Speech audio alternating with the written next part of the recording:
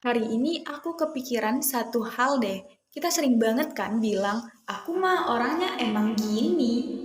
Dan ternyata kalimat sederhana ini punya dua wajah loh. Wajah yang pertama lahir dari ketegasan, nilai, harga diri, dan juga jati diri kita sendiri.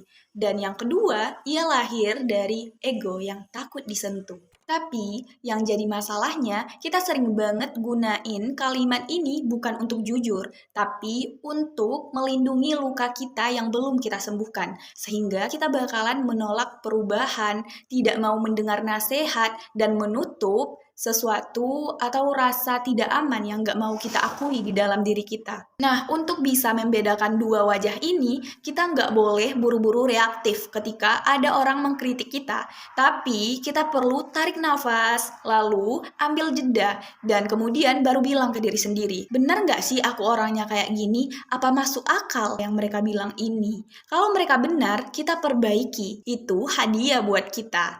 Kalau mereka salah, ya nggak apa-apa juga. Kita nggak perlu membuktikan apapun kepada orang lain. Karena kita tahu diri kita dan nggak semestinya kita membangun benteng yang nggak perlu. Kenapa proses bertanya ke diri sendiri itu sangat penting?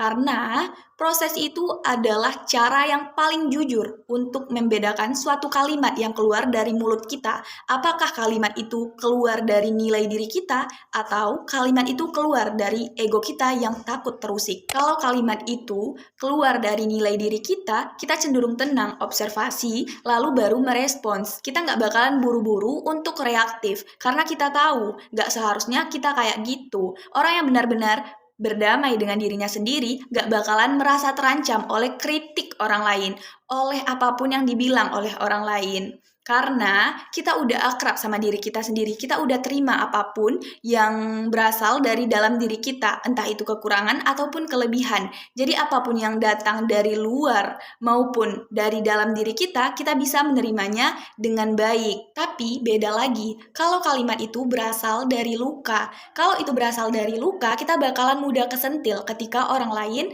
memberikan sudut pandangnya tentang kita.